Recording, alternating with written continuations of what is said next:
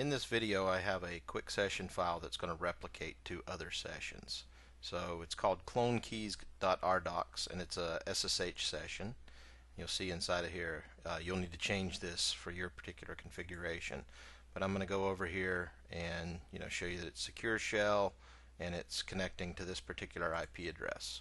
Now I'm going to go ahead and open up two other sessions to that same SSH machine. You'll see that it's logged me in here now, and then now I'm going to open up one more to it.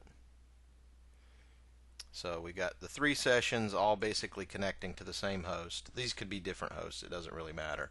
But what I'm now going to do is tile these things horizontally, actually tile them vertically, so that we can see them all together. Now inside of this clone keys there is a macro called clone typing 2. And when you click this, it's going to bring up a little dialog box, and this dialog box is populated with a list view of all of the other sessions besides your source session. So I'm sourcing from clone keys, and you can see it's picked up that there are two other sessions of that same rdocs type over here. And I'm going to go ahead and check these two boxes and say clone my typing to both of these sessions.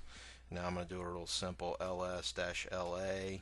You can see that it grabs. If I delete, obviously it works as well. I'm going to go ahead and hit that. You can see now I'm replicated across all of these particular machines.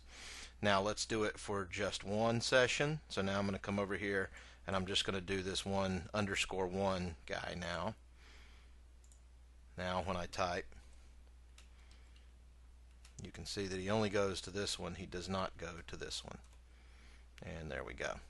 So to show you real quickly how I did this, not a lot of code here, but if we go under our clone keys, you'll see that we have a little form view, and inside this form view, there are really two things. There is, when this form activates, he's going to look through a list of all of the sessions and basically make sure that it's not the source session and that the target session is the same type of session as the source. And then he'll go ahead and add him to the list box. Then when the user checks an item in the list box, what he's going to do is there's actually a dictionary object inside of this screen right here called targets. And whenever an item is selected, he's going to basically go inside of here. If the target is selected, then we're going to go ahead and add that list box or that screen object to the targets dictionary. So basically it will store it as a global variable over here in this screen, so that whenever the form itself closes, that object, that screen object, will still be available over here.